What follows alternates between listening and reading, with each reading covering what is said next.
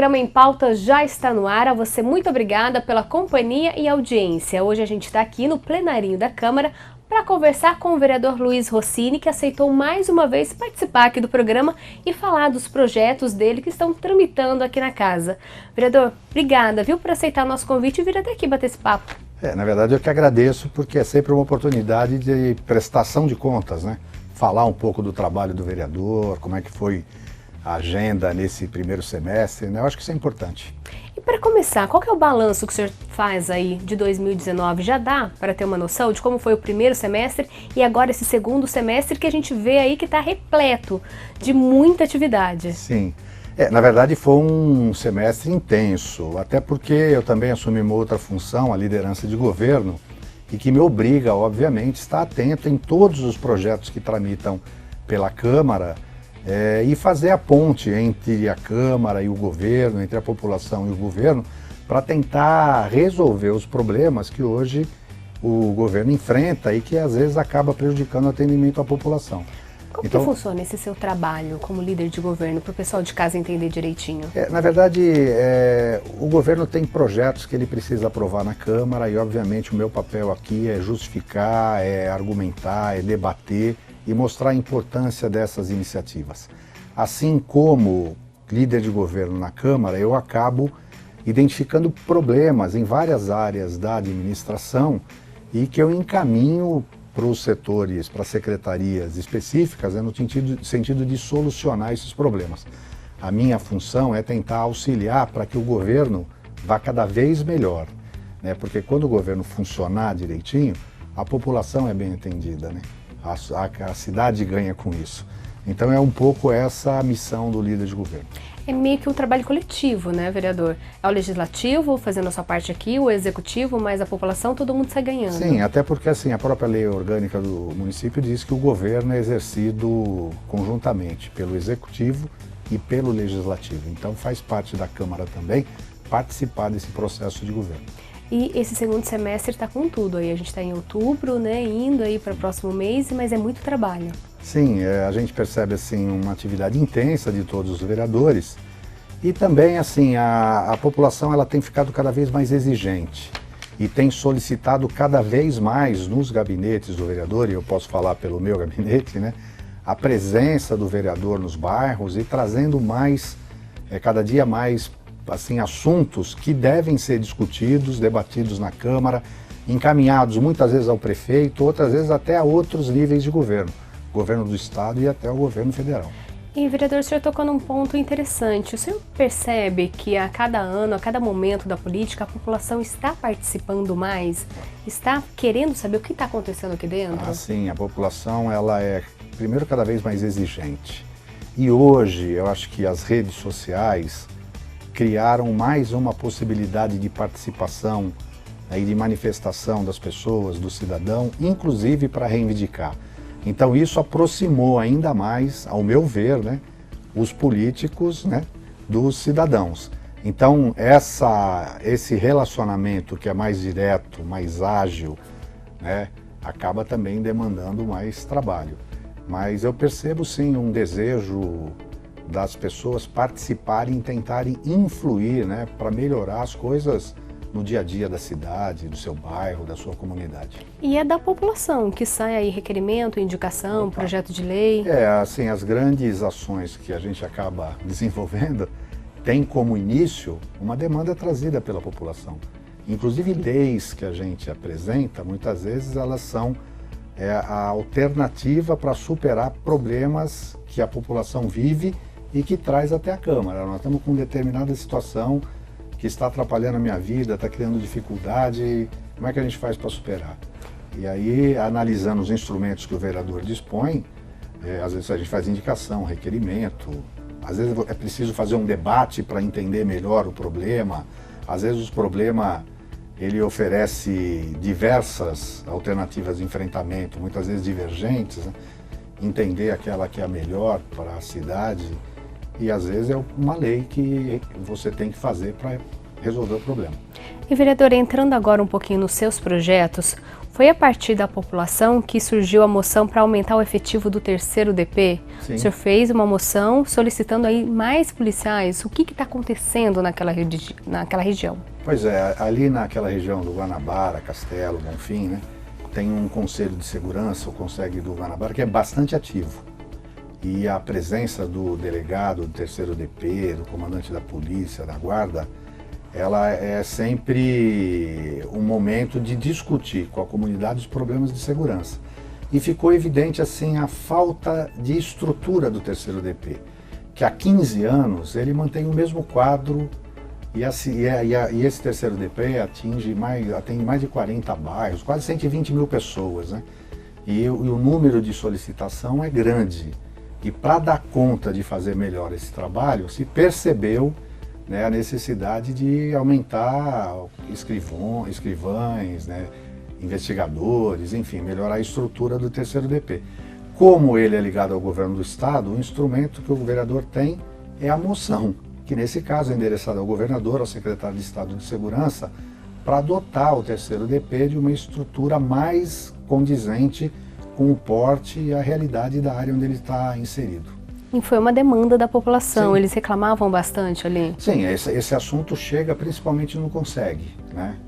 Quando a população reclama, às vezes tem dificuldade de registrar um boletim de ocorrência, que algumas ocorrências demoram para serem solucionadas, né, para o atendimento mais ágil, né, por parte dos órgãos de segurança, a resposta foi a constatação, na verdade, de que a estrutura é deficitária.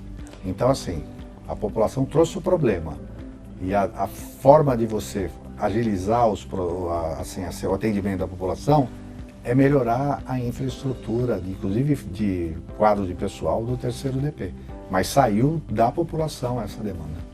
E como que o senhor faz? O senhor acompanha de perto como que está o trajeto aí dessa moção? Quando que vai vir uma resposta para dar, né, um retorno para a população? Sim, sem dúvida.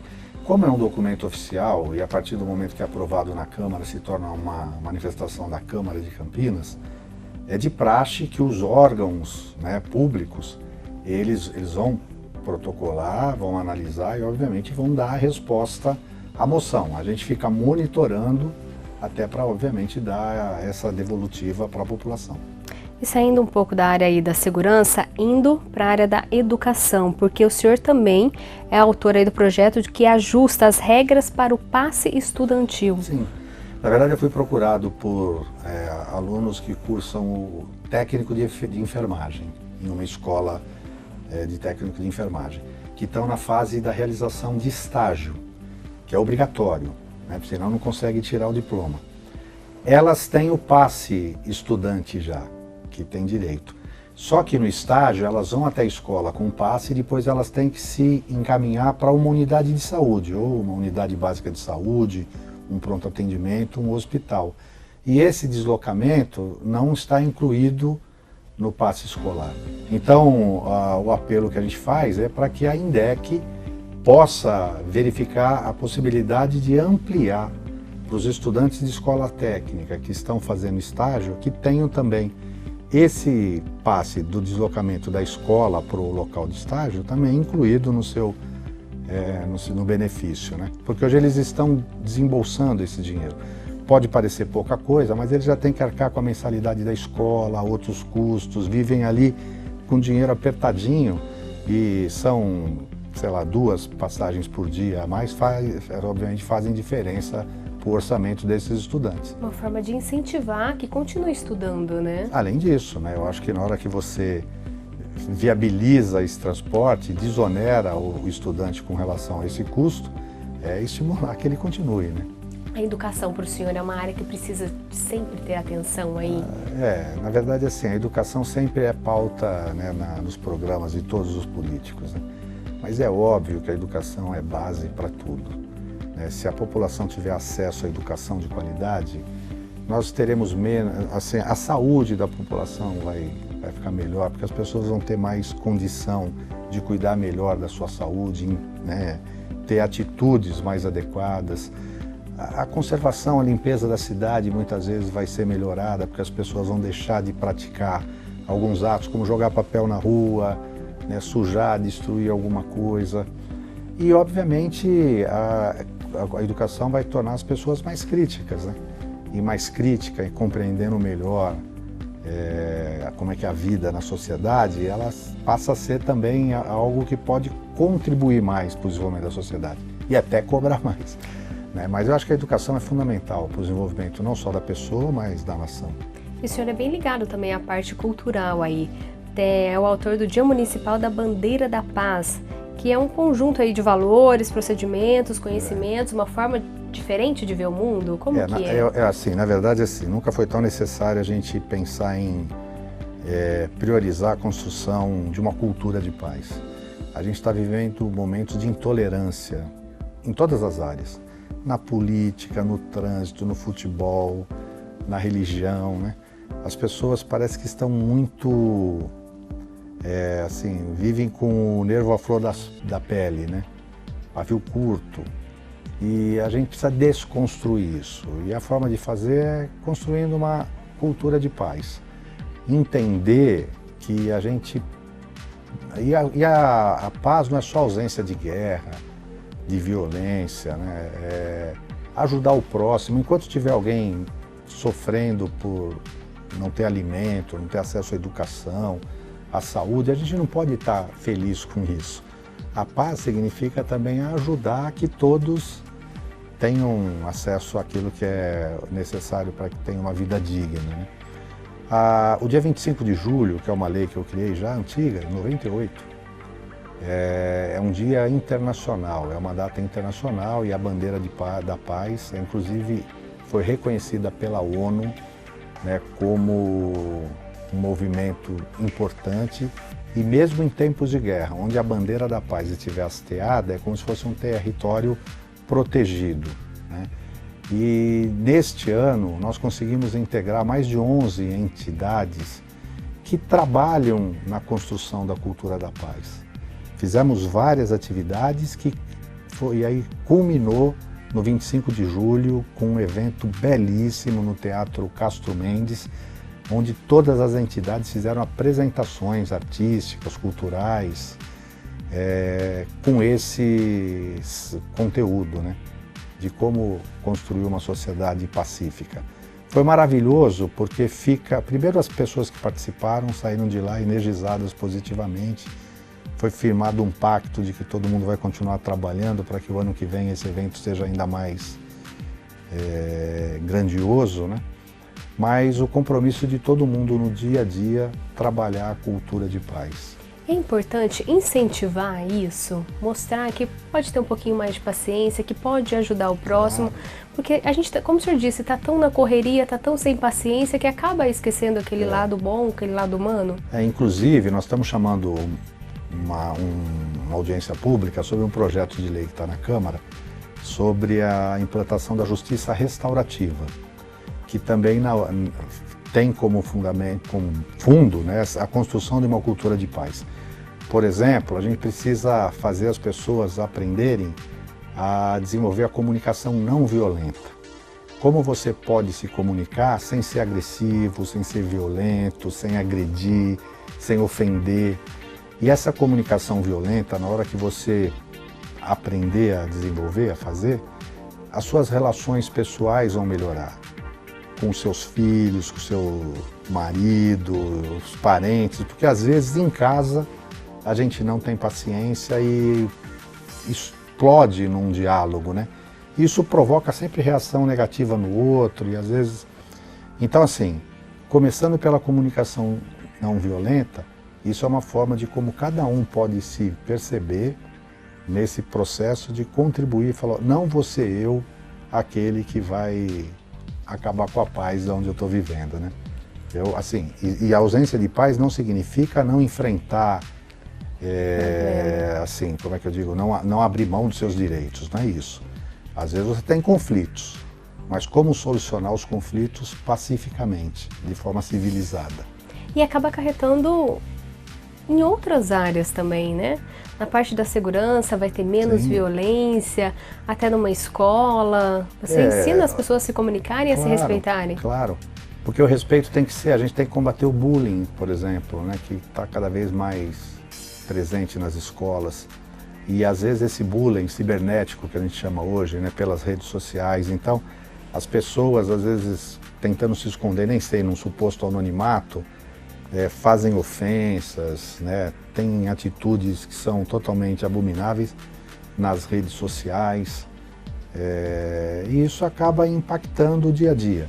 Obviamente, a escola tem que ser um local de formação, de educação, inclusive de paz.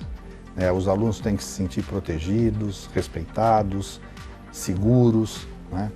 A sociedade tem que ser assim. A vizinhança solidária, né? Se as pessoas ocupam os espaços públicos, as pessoas de bem, a gente imagina que quem quer fazer coisa errada não vai ter espaço para fazer. Então, a forma de você tentar melhorar a segurança sem necessariamente ter que pegar numa arma, ir mais polícia na rua, mandar prender, bater, né? E o senhor que está direto em contato com a população, percebe que essa é uma vontade das pessoas? Elas querem mais tranquilidade? Assim, querem, mas elas não sabem como, né? É que muita gente fica esperando sempre que o outro faça ou que o Estado faça. Tem que ser, isso é o prefeito que tem que fazer, isso é o governador que tem que fazer, o presidente. E nem sempre é o governo responsável, a sociedade tem que participar disso. E eu, como parte da sociedade, tenho que dar minha contribuição. E esses projetos ajudam aí a traçar um rumo, a mostrar o que pode ser feito por são todos. São momentos de reflexão, de discussão, de aprendizado, né? De conscientização. Vereador, mudando um pouquinho de assunto, indo agora para a área da saúde, que a gente sabe que o senhor atua em diversas áreas, né? Não é só uma. O que está acontecendo lá no Jardim Bassoli? Ali foi uma luta grande para sair o centro de saúde? Na verdade, assim, o Bassoli é o pior exemplo do projeto do Minha Casa Minha Vida que eu conheço. Foram levadas milhares de famílias para uma região, né, jogaram todas naqueles prédios sem preparar aquela região com a infraestrutura adequada de educação, de saúde, de lazer, de comércio, de transporte. Então, desde que foi criado o Bassoli, aquelas famílias vêm sofrendo muito. E uma das demandas que eles têm é com relação à necessidade de ter um centro de saúde. É uma cidade ali. São cerca de 10 mil pessoas. Sozinha já justifica a existência de um centro de saúde. A população do Bassoli vinha se utilizando do centro de saúde do Parque da Floresta, que ficou sobrecarregado, está passando por uma reforma. E junto com o Conselho Local de Saúde do Parque da Floresta e representantes dos vários condomínios, a gente fez um movimento para priorizar a construção do centro de saúde do Jardim Bassoli, né? A princípio ele não estava incluído nas obras que a prefeitura precisava desenvolver, mas graças a essa mobilização, a essa pressão, fomos junto ao secretário, fizemos reuniões no governo, fizemos audiência na Câmara, a gente conseguiu, e o secretário Carmino foi bastante sensível nesse sentido, de incluir o centro de saúde dentro das obras que já estão, é uma obra que já está acontecendo. Acho que no máximo no começo do ano que vem ela já vai estar concluída e vai ser um serviço fundamental para o cuidado da saúde da população do Bassoli, né? Que hoje, para ser atendida, tem que andar muito, principalmente pessoas de idade. Então vai ser, assim, é a forma de você falar, olha, a população que está aqui merece ser tratada com dignidade e respeito. Esse foi o objetivo. E ajudando um bairro acaba ajudando os demais também, né? Porque vai desafogar outros centros de saúde. Claro, na hora que você tiver esse atendimento ali, isso vai melhorar também o atendimento dos bairros que estão hoje no Parque da Floresta, no Campina Grande, no Itajaí. Acaba, obviamente, melhorando a condição de atendimento da rede, né? De toda aquela região, que é muito grande, que é distante, né? E que precisa ser olhada com carinho. Então eu fico feliz como vereador de ter participado desse processo e ter conseguido levar essa vitória, né, essa conquista para aquela população.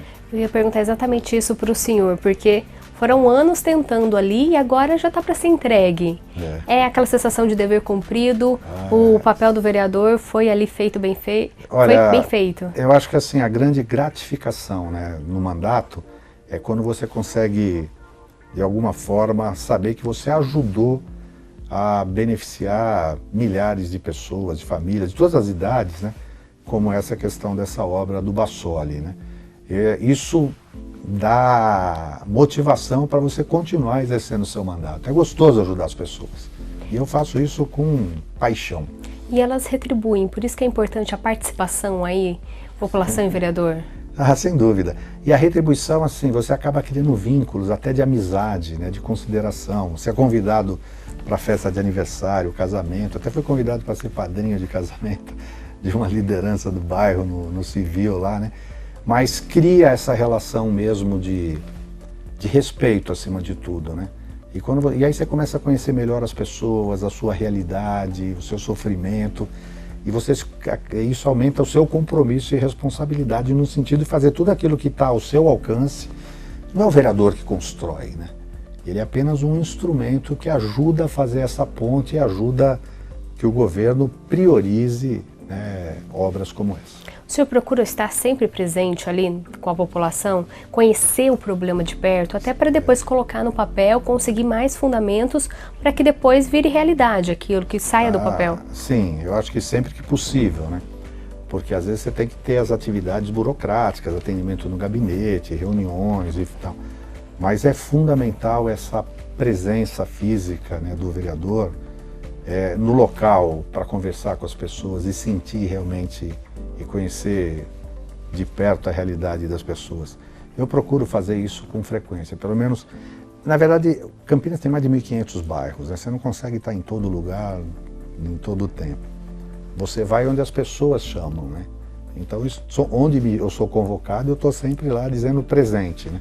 E às vezes você vai uma vez, vai duas, vai três, às vezes você passa o mandato inteiro, né? Porque um problema puxa o outro, você vai conhecendo as coisas. Mas essa relação entre o vereador e a população é fundamental. Eu acho que isso é a prática da cidadania, isso é o exercício sério e correto da política. E aqui na casa o senhor também é presidente da Comissão de Meio Ambiente, né? Então é mais um trabalho aí. A gente sabe que essa comissão tem constantes reuniões, audiências. A última teve uma que fala sobre a proteção das abelhas silvestres. Foi na primeira parte, né, de uma RO aqui da casa. Foi. Na verdade, assim, eu sou do Partido Verde, eu priorizei as questões ambientais, porque são problemas importantes, às vezes, que as pessoas não se dão conta, mas que no final tem a ver diretamente com a qualidade de vida das pessoas.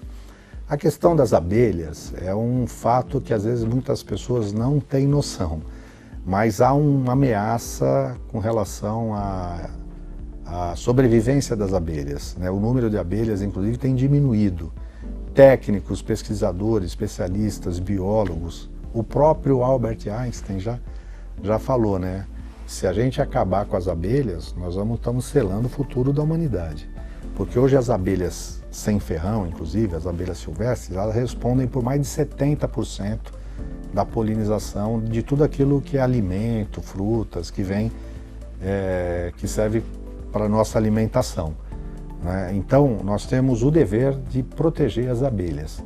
E as abelhas, elas precisam existir também no meio urbano, porque também no meio urbano, se você plantar um pé de fruta no teu quintal, né? Se não tiver abelha que faça a polinização, você não vai ter fruta, entendeu? Então, eu estou dando um exemplo pequeno, mas isso vale para a produção de alimentos. E a gente precisa preservar as matas e principalmente as espécies vegetais que dão flores, né, que é aí que tem o processo de polinização.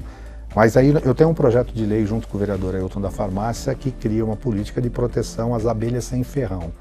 Nós temos dezenas de espécies de abelhas sem ferrão que são abelhas nativas do Brasil. As abelhas com ferrão, elas são importadas, na verdade, da África, da Europa, né? Mas as abelhas sem ferrão, elas cumprem um papel fundamental, não só na produção do mel, mas principalmente da polinização. E às vezes é assunto que as pessoas não têm noção, mas dentro do Partido Verde, na Comissão de Meio Ambiente, isso tem que ser priorizado, porque isso é uma coisa que afeta a nossa vida. E nessa reunião o senhor trouxe especialistas da área, né, que comprovam tudo isso que o senhor disse. Na verdade, o Ricardo, que veio da Embrapa, ele é especialista, é PhD em abelha. E é um biólogo da Embrapa, renomado, que vive estudando a questão das abelhas, né? Mas esse foi um tema assim, importante que a gente discutiu. Como também na última reunião da Comissão de Meio Ambiente, nós trouxemos para falar um pouco um projeto que foi desenvolvido pelo Sindicato dos Postos de Gasolina, o RECAP, que criou uma rede de recolhimento do lixo, chamado lixo eletrônico. Um dos grandes problemas da sociedade hoje é o que fazer com o lixo eletrônico. Computador, carcaça de televisão, aparelhos elétricos, eletrônicos. É uma simples pilha, né? E a gente não sabe aonde joga. E elas têm elementos químicos que você descarta de qualquer jeito, isso contamina o solo, pode contaminar o lençol freático, comprometer a vida da fauna e até a saúde das pessoas. E esse projeto do RECAP foi fantástico porque ele criou uma rede, assim, ele na verdade capilarizou, né?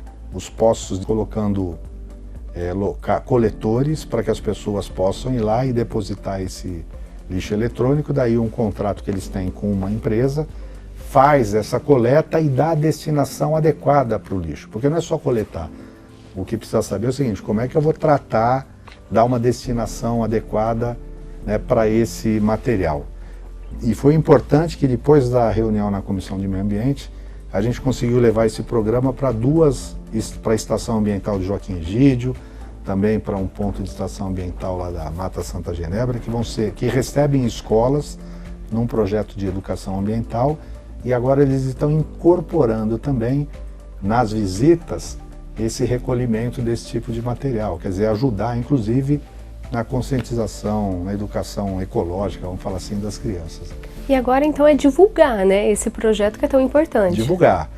Assim, na comissão e a própria TV Câmara já fez uma matéria sobre esse projeto, demonstrando que Campinas também nessa área tem iniciativas com a empresa, com o setor privado, né, que visa ajudar a resolver um problema que é de toda a sociedade.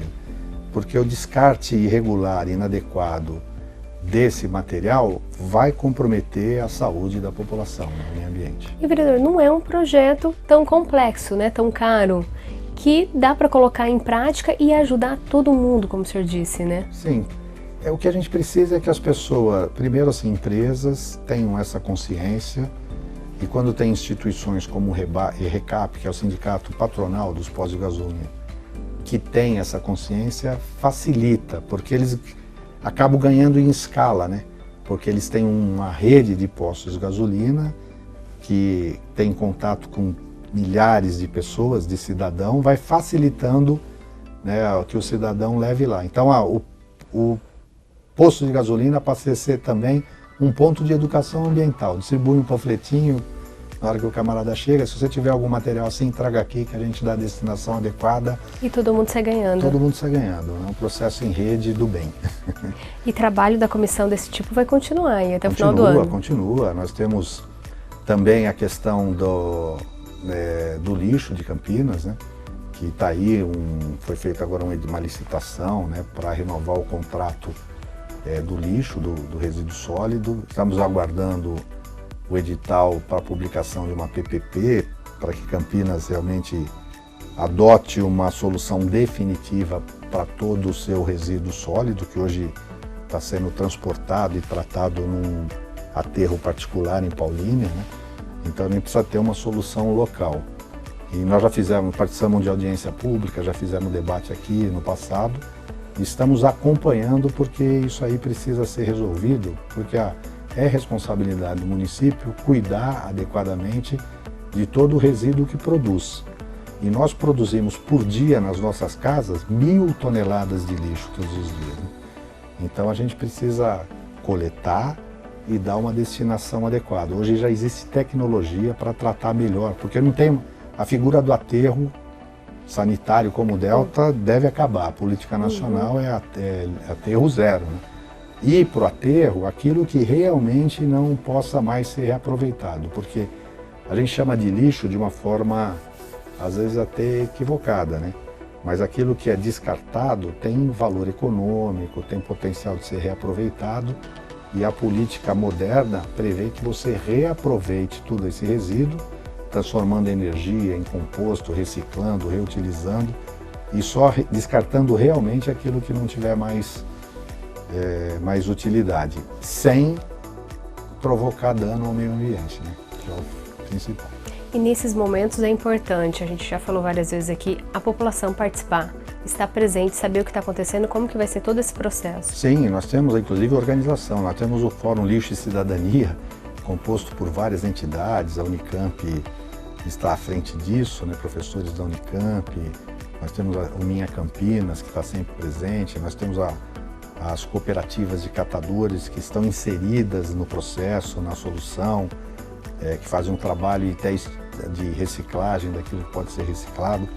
Então existe sim setores da sociedade, da população, que têm essa preocupação, que participam dos debates, acompanham as discussões, que cobram a solução. Não é toda a sociedade que se envolve, mas há cada vez mais setores assim engajados e preocupados com essa questão também. Vereador, infelizmente nosso tempo é curto, mas antes de encerrar, eu queria que o senhor fizesse um convite para o pessoal de casa, né? Que a Câmara está sempre aberta, esperando a participação de todo mundo. Claro, aliás, a Câmara é a casa do povo, né? E o vereador é o representante da população. Então, a Câmara, com os 33 vereadores e o nosso gabinete em especial, né, está à disposição de você, cidadão, que queira trazer até nós uma demanda, uma solicitação, uma reivindicação, que tem um problema. Eu acho que a discussão, o debate pode ajudar a encontrar a solução, né? E a gente só vai conseguir resolver o problema se ele chegar até a gente. Pelo menos o encaminhamento, a solicitação, você pode contar com a gente. Nós sempre procuramos atender o cidadão que nós existimos porque você nos escolheu, né? Nós somos representantes da população e esse é o nosso papel. E todos os projetos que são protocolados aqui, a gente sempre fala no programa Em Pauta, então você de casa pode sempre acompanhar, que cada dia é um bate-papo com o vereador para saber realmente o que cada um está fazendo em prol da população. Por isso, vereador Rossini, eu queria te agradecer por participar aqui do programa Em Pauta, por falar desses projetos e já deixar o convite, porque a gente sabe que o projeto, reunião, comissão, trabalho é o que não falta aqui. Tá bom. Eu agradeço mais uma vez a oportunidade e também estou à disposição, né? Eu acho que isso faz parte da nossa obrigação, né? Prestar contas, dar satisfação e, obviamente, ouvir a população. Então, vereador, mais uma vez obrigada. A você de casa também, muito obrigada. O programa Em Pauta volta amanhã e eu te espero. Tchau!